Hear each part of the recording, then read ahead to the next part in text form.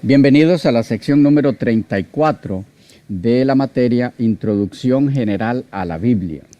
Estamos con los libros del Nuevo Testamento, aspectos generales. Antes de entrar a segunda de Timoteo, lo que les mencionaba en la sección anterior de un ejemplo de la importancia del contexto, porque si no haríamos decir a los escritores de determinado documento cosas sin sentido.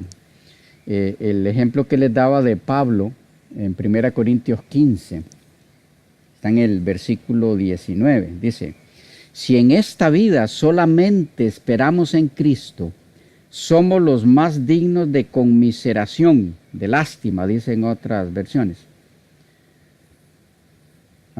de todos los hombres. ¿Qué está diciendo el apóstol Pablo? Si en esta vida nuestra esperanza está basada en Cristo, somos los seres más dignos de lástima. ¿Cómo va a decir semejante cosa? Bueno, lo entendemos si leemos a partir del verso 12. Dice: pero si se predica, esto es lo que él está atacando, pero si se predica de Cristo que resucitó de los muertos, ¿cómo dicen algunos entre vosotros que no hay resurrección de muertos? Porque si no hay resurrección de muertos, entonces tampoco Cristo resucitó, dice Pablo. Y si Cristo no resucitó, vana es entonces nuestra predicación, vana es también vuestra fe. Vamos captando por qué luego dice, y entonces somos los seres más dignos de lástima. Dice además el 15, y somos hallados falsos testigos de Cristo, porque hemos testificado de Dios que Él resucitó a Cristo, el cual no resucitó, si en verdad los muertos no resucitan. Porque si los muertos no resucitan, tampoco Cristo resucitó. Vuelve a repetir el punto. Y si Cristo no resucitó, vuestra fe es vana, aún estáis en vuestros pecados.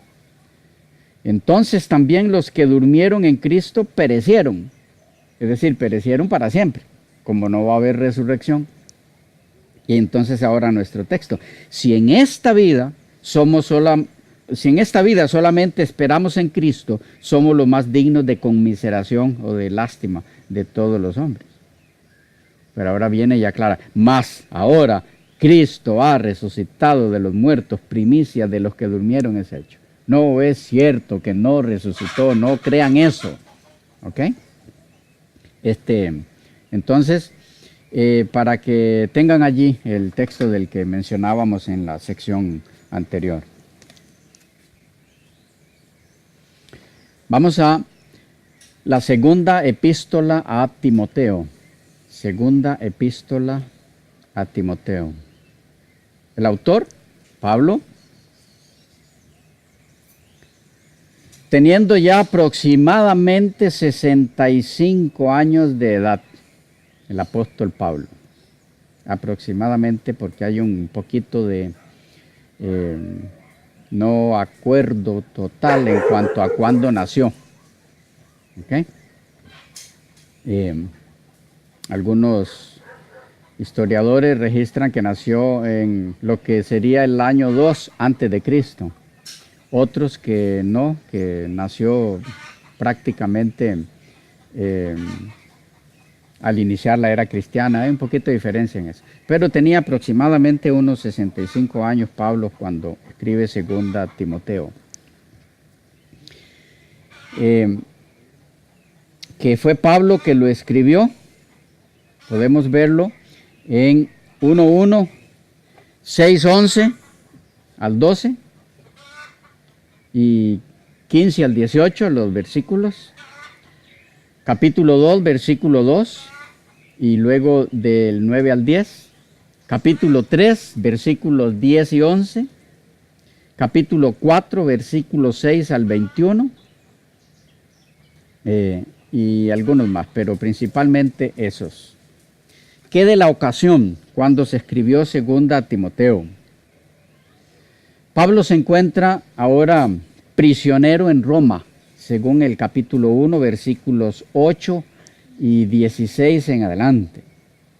Pero ya no es aquella prisión de los años 61 al 63, en la que el apóstol gozaba de cierta libertad, ¿recuerdan? Teniendo buen número de colaboradores consigo y previendo que su causa se resolvería favorablemente. Como podemos verlo en Hechos 28:30, Colosenses 4, 7 al 14 y Filemón 22:24. Esta vez se encuentra solo y sin esperanza de liberación, según el capítulo 1 y versículo 15, el capítulo 4, versículo 10 y 16 al 18. En esas circunstancias, el apóstol escribe esta carta, que viene a ser como el testamento de Pablo, en el que le manda a Timoteo que vaya junto a él a toda prisa, presiente cercana a su muerte, y quiere tener junto a sí a su querido Timoteo. La carta se escribió cerca del año 66 después de Cristo. 66 después de Cristo. Un detalle importante aquí que sirve para todos los libros, tanto del Antiguo como del Nuevo. Cuando tenemos el dato, por ejemplo, de la fecha de un libro, una epístola, cuando se escribió, puede ser de mucha ayuda en el contexto histórico, que teniendo usted la fecha, tal vez no necesariamente siempre necesite acudir a un comentario bíblico para ver qué dice sobre el contexto histórico, sino que teniendo usted ya la fecha, usted puede leer libros de historia, ni siquiera religiosos, ¿ya? De historia sobre el lugar donde vivía esta persona a quien se le escribió esto. ¿Ok? Historia sobre lo que se estaba dando en ese lugar en esa fecha. Y va a encontrar cosas interesantes. Va a encontrar en algunas ocasiones que autores, inclusive ateos o medio ateos, bueno, no sé si puede haber un medio ateo en verdad. De paso, en los terremotos y eso desaparecen todos los ateos, ¿se ha dado cuenta? Todo el mundo cree y suplica y bueno, es otro tema. Pero inclusive algunos no creyentes, historiadores no creyentes en la fe cristiana, de ellos va a encontrar usted en algunos documentos que sin darse cuenta, al informarnos lo que estaba ocurriendo en ese periodo histórico, ellos no están escribiendo en el contexto religioso, es decir, comentando la Biblia o así, pero sí comentando esa área, ese aspecto religioso de esa época. Usted va y lee eso y luego compara lo que dice la Escritura y va a encontrar en muchas ocasiones que ese historiador o esos historiadores le dan a usted bastante del contexto histórico para entender ese pasaje bíblico. Estoy comunicando el punto.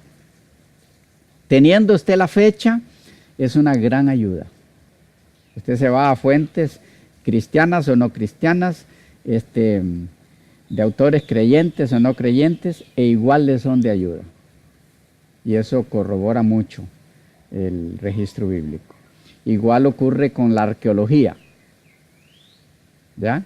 Hay muchos arqueólogos no creyentes en la palabra del Señor, pero los descubrimientos que sacan a la luz, usted va y compara que se descubrió en tal ciudad antigua que desenterraron el nombre de determinado rey que los críticos de la Biblia decían que ese rey nunca existió, que por lo tanto la Biblia no es un documento en el que se pueda creer porque dice cosas que no fueron.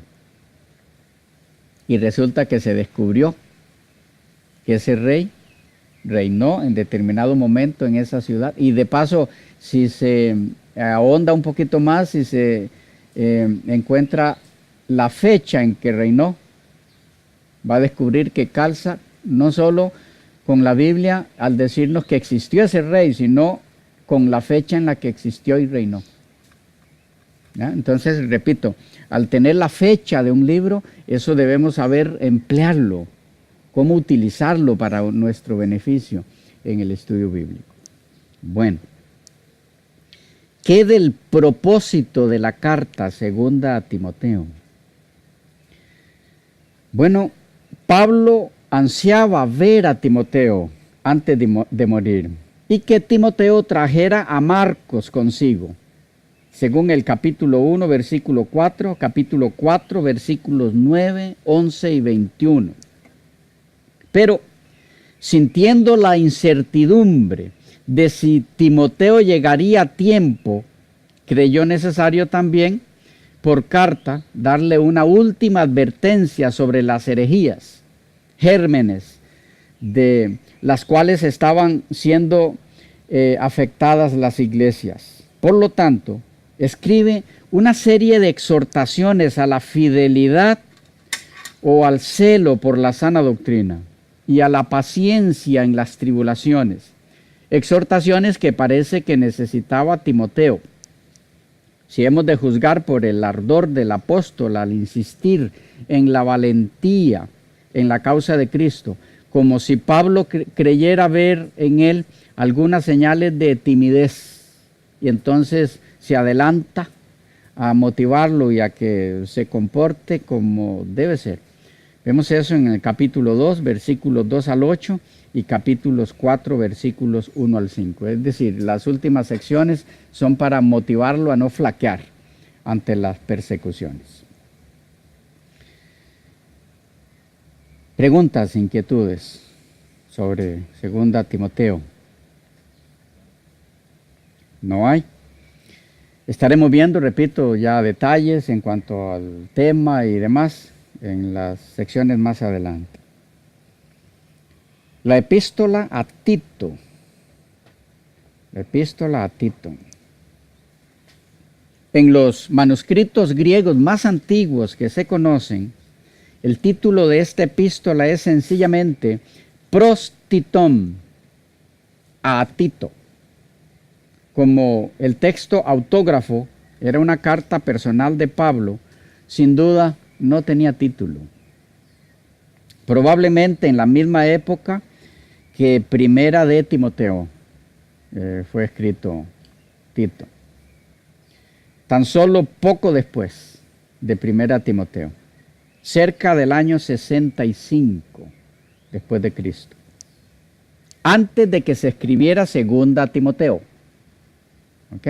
Recuerden que no están ubicados en la Biblia en orden cronológico. En ese caso es 1 Timoteo, Tito, 2 Timoteo. Cronológicamente, en cuanto al tiempo en que se escribió. Existe una fuerte corriente de opinión a favor de que la segunda epístola a Timoteo sea la última de las 3 cartas pastorales. El propósito de la epístola a Tito. Bueno, un propósito principal era dar a Tito una certificación escrita de su autoridad como el delegado apostólico de Pablo en Creta, ante la presencia en Creta de numerosos individuos heréticos que se oponían a la obra de Tito y que estaban poniendo en tela de juicio su autoridad específica. Con la epístola entonces se pretendía, además, poner en manos de Tito claras instrucciones con respecto a las varias fases de su obra en las iglesias cretenses y para encomendarle vivamente que tomara una postura clara para una enseñanza sana en todas las iglesias en las que le correspondía liderar. Autor de la epístola, Pablo, capítulo 1, versículo 1. ¿Quién era Tito? Era un converso del paganismo, un hijo espiritual del apóstol Pablo, igual que Timoteo. Tito fue compañero y ayudante de su padre espiritual en la fe. Su personalidad era más fuerte, más decisiva que la de Timoteo, a quien Pablo mandó instrucciones similares en su primera epístola. Las actividades evangelísticas de Tito no se mencionan en el libro Hechos de los Apóstoles. Posiblemente es el Tito nombrado en Gálatas 2:1. Sin embargo, fue uno de los más íntimos compañeros y colaboradores de Pablo, y en quien éste tenía mucha confianza, plena confianza, según 2 Corintios 8:23. Fue mandado por Pablo a Corinto para corregir la situación triste que existía allá, y cumplió con su tarea en una manera honorable, según 2 Corintios 8:16. Tito había acompañado a Pablo cuando estableció las misiones en Creta, y luego cuando Pablo tuvo que salir, entonces le dejó allí a Tito para establecer mejor la obra. Era un siervo de Dios de vida ejemplar, lleno de celo para el extendimiento del Evangelio. Los tres temas principales de la epístola. Número 1, la organización eclesiástica. Tenemos en esa sección guías a directores espirituales y maestros de la sana doctrina. Habían de establecerse en todas las congregaciones estos instructores, estos guías, estos dirigentes. Y sus vidas debían ser rectas, debían ser irreprensibles, listos para exhortar con sana enseñanza y convencer a los que contradecían, según el capítulo 1 y versículo 2. Número 2, o segundo tema de la epístola, la verdad. La verdad. Como en todas sus epístolas, la sana doctrina recibe aquí mucho énfasis por parte del apóstol Pablo. La necesidad de defender la verdad. Y número 3, la vida.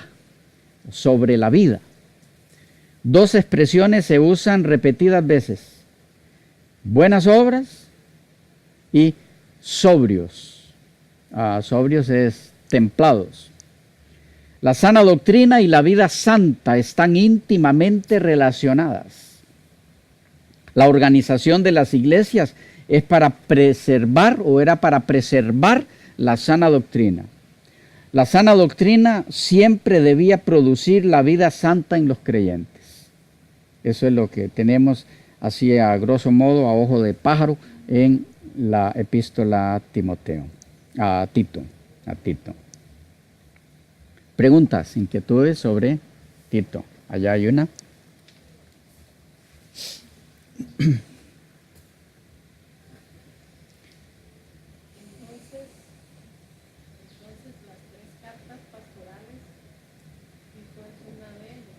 Sí, la primera Timoteo, Tito, segunda Timoteo. Luego tenemos la epístola a Filemón. Filemón. Algo sobre el título. Este libro es una carta personal y por eso mismo es probable que originalmente no tuviera título. Los manuscritos griegos más antiguos que se conservan dicen sencillamente pros Filémona, a Filemón. El autor, bueno, la epístola dice específicamente que Pablo fue su autor, versículo 1. El hecho de que solo trata de una circunstancia personal y que no refleja el propósito de promover alguna nueva enseñanza es un buen indicio de que es genuina. ¿Por qué? Porque nadie habría pretendido que se aceptara como inspirada una carta que prácticamente no tocaba ninguna doctrina específica o nueva, ya, sino que era una carta personal de una persona para otra, simplemente, de forma sencilla. Nadie hubiera pretendido, si no hubiera sido auténtica esta carta, que se la aceptara como inspirada cuando el tema no lo amerita, por decirlo así. ¿Okay? Esa es una de las evidencias de que es genuino. Los eruditos virtualmente aceptan por unanimidad que esta breve epístola es en realidad paulina. Lugar y tiempo de su composición, Filemón. Esta epístola está íntimamente relacionada con la epístola a los Colosenses. Las dos fueron llevadas por el mismo portador, Onésimo, con quien, sin embargo, está unido Tíquico en la epístola a los Colosenses, según Colosenses 4:9. Las personas que envían saludos son las mismas en ambas cartas. Puede verse en Filemón 23, compararlo con Colosenses 1:7 y 4:12, y Colosenses 1:2 con 4:17 también. Con excepción de una persona, Jesús, llamado Justo en Colosenses 4:11. Es decir, excepto este nombre, los demás nombres mencionados en ambas cartas son las mismas personas. Igualmente, en ambas es saludado Arquipo, Filemón 2 y Colosenses 4:17. Pablo y Timoteo están en los encabezamientos de ambas epístolas. En ambas aparece Pablo como preso, Filemón 9 y Colosenses 4:18. De ahí resulta que fue escrita en el mismo tiempo y lugar como la epístola a los Colosenses, lo que fue cerca de la misma fecha como la epístola a los Efesios también. Es decir, fue en Roma durante el primer encarcelamiento de Pablo, años 61 al 62 después de Cristo. Muy probablemente en el verano del año 62. La carta a Filemón es una de las cartas más encantadoras que jamás se haya escrito. Como expresión de sencilla dignidad, refinada cortesía, gran compasión y cálido afecto personal, la epístola a Filemón es inigualable. Esta epístola está impregnada, está llena de elevada ternura del apóstol. Es una de las cartas más sutiles de la historia de la humanidad. Una expresión del estilo de Pablo en su papel de embajador. ¿Cuál es el trasfondo de la carta? La carta a Filemón fue escrita en la misma época y bajo las mismas circunstancias que Efesios y Colosenses, como mencionábamos. Onésimo, un esclavo de Filemón, comerciante de Colosas, se había ocultado llevándose cierta cantidad de dinero de la propiedad de su patrón a Roma, para sentirse libre allá, en medio de las multitudes, la mucha gente allá. Nadie se iba a dar cuenta de eso. Él podía esconderse allí entre tanta gente. De algún modo, llegó a estar en contacto con Pablo y se convirtió, según Filemón 10. Comprendiendo la necesidad de enderezar el entuerto cometido por Onésimo, Pablo lo devolvió, ya convertido, a Onésimo, a su antiguo amo, con esta carta al propio Filemón. en la que pedía que se le recibiera a Onésimo y se le perdonara. Pablo convino en pagar el dinero defraudado por Onésimo, según los versículos 18 y 19. Añadía el apóstol que esperaba estar libre dentro de poco y que su plan era visitar otra vez a las iglesias. En esta carta se encuentran todos los elementos que intervienen para hacer necesario el perdón.